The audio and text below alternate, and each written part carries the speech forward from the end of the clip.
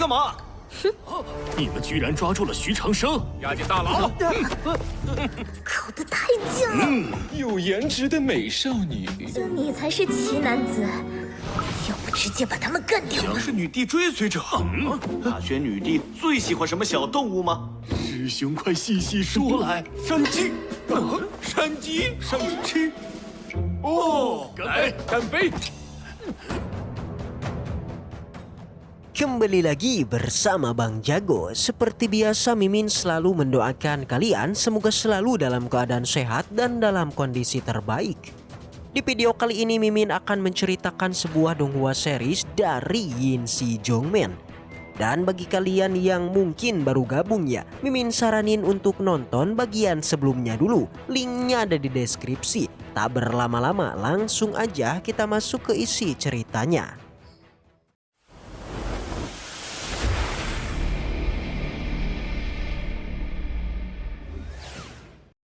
Cerita kembali dilanjutkan yang memperlihatkan kelompok Hetian yang penasaran mengapa mereka tidak bisa berteleportasi.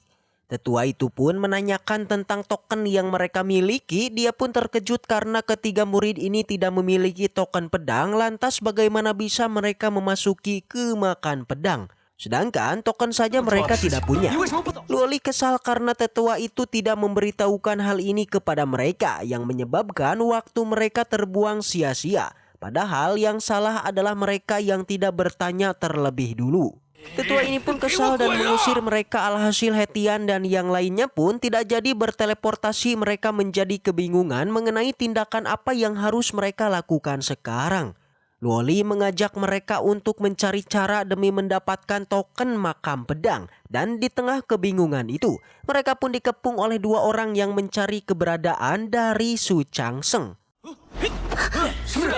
Alhasil, kedua orang ini pun segera melancarkan serangan untuk bisa menghabisinya, tapi malah mereka berdua yang dengan mudah dikalahkan oleh si Changseng. Hetian begitu senang karena ketenaran Changseng telah menyebar ke negara bagian Tianji. Hal ini pun membuatnya agak malu dan Hetian pun melihat kalau kedua pria ini membawa sebuah poster buronan dari si Changseng yang gambarnya benar-benar mirip dengannya. Si Changseng yang tadi senang kemudian menjadi sedih karena wajahnya sangatlah hancur.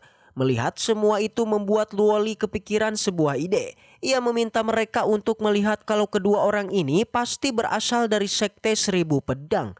Hetian dan Su Changseng tidaklah begitu pintar. Jadi mereka hanya mengiyakan saja namun tidak tahu apa yang dimaksud oleh Luoli. Alhasil ia pun menjelaskan kalau si Changming telah mengambil tulang tertingginya dan itu juga merupakan putra suci dari Sekte Seribu Pedang. Jadi karena Su Changseng telah melumpuhkannya membuat Sekte Seribu Pedang itu marah besar dan akan membalas dendam kepadanya. Hetian dan si Changseng berencana untuk mendapatkan hal itu, tapi Luoli maksud adalah mengambil keuntungan dari situasi ini. Luoli pun mengikat tangan Su Changseng yang membuat mereka berdua kebingungan. Shin berpindah ke Sekte Seribu Pedang. Terlihat jelas kalau sekte ini begitu besar. Luoli dan Hetian pun pergi ke sana dan menjadikan si Changseng sebagai buronan.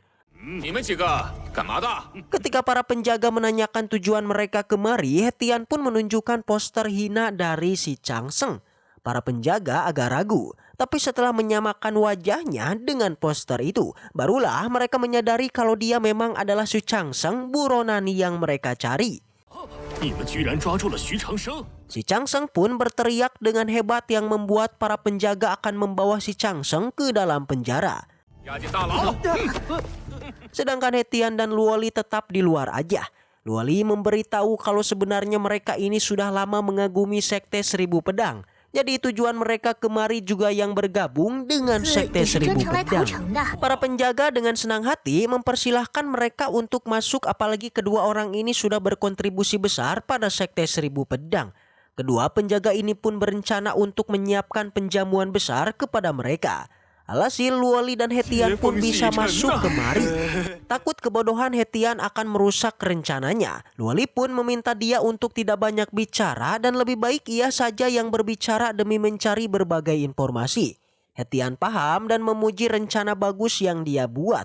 Setelah semua itu mereka berdua pun menikmati penjamuan yang diadakan oleh kedua penjaga. Saking senangnya dengan penangkapan si Changseng, mereka pun terus aja berpesta hingga Luoli pun menanyakan sesuatu kepada mereka.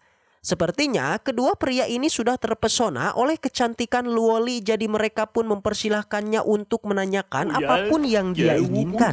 Berhubung ini adalah kedatangan pertamanya, jadi Luoli agak takut untuk berbicara. Kedua pria ini pun menenangkannya karena jika Luoli bergabung dari Sekte Seribu Pedang, maka itu sama saja seperti kembali ke dalam rumah.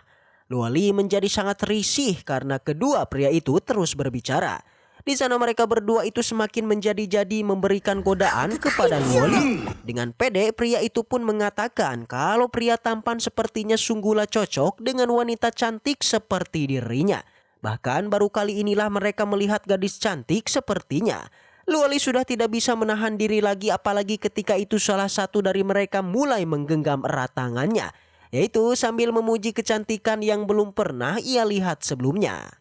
Luoli pun menarik tangannya dari pria yang kotor itu. Ia mencoba untuk menahan diri walaupun tanpa sepengetahuan mereka Luoli itu sudah menyiapkan serangan. Bagi kedua pria ini hanya Kaisar Peri Agung saja yang mampu menyaingi kecantikan Luoli. Hetian pun menghentikan semua itu dengan bertanya apakah mereka sudah melihat Kaisar Peri Agung.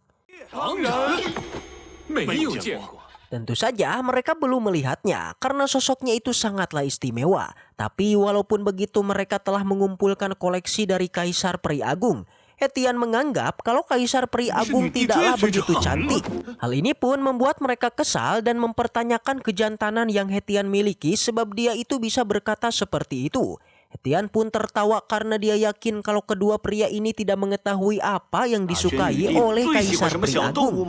Dan benar aja mereka tidaklah tahu. Hetian pun dengan bangga memberitahu kalau dia tahu apa yang disukai oleh Kaisar Peri Agung. Kedua pria itu pun menjadi penasaran apakah itu. Di sana Luoli menjadi sangat lega karena bisa diselamatkan dari kedua orang aneh ini.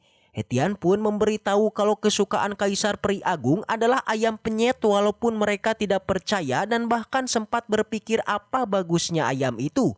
Hingga Hetian menjelaskan kalau suaranya sangatlah bagus sebagai sesama Kaisar Peri Agung, jadi kedua pria ini pun ingin bersurang dengannya. Dan bahkan mereka sudah menganggap Hetian sebagai seorang kakak.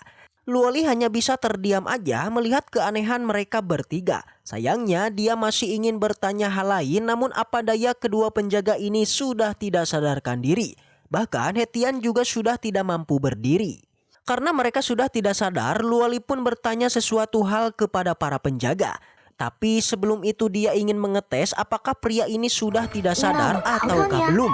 Penjaga ini malah mengatakan kalau dirinya sudah tidak sadar dan mempersilahkan Luoli untuk mengetesnya. Ia menanyakan bagaimana cara untuk masuk ke dalam makam pedang. Pria itu pun hanya tertawa karena ini sangatlah mudah. Mereka bisa masuk selama mempunyai sebuah token. Luoli kembali bertanya bagaimana cara untuk mendapatkan token tersebut. Ternyata setiap harinya Sekte Seribu Pedang akan melakukan pengiriman token. Segera Luoli pun menyadarkan Hetian karena ia sudah mendapatkan semua informasinya. Hetian berterima kasih karena dia sudah bekerja keras, tapi semua ini bisa Luoli lakukan adalah berkat Hetian. Dia pun tidak mau lagi meremehkan kemampuannya. Melihat semua itu membuat Hetian terbangun, tapi bukan karena terpesona, melainkan karena ingin muntah. Hetian dan Luoli pun bergegas pergi untuk melakukan penyelamatan kepada Chu Changseng yang ternyata dia itu sedang bersih-bersih. Kedua pria yang bersamanya pun segera melancarkan serangan kepada Hetian dan juga Luoli. Tapi mereka itu dengan mudah diatasi padahal mereka itu sudah diperingati oleh Chu Changseng.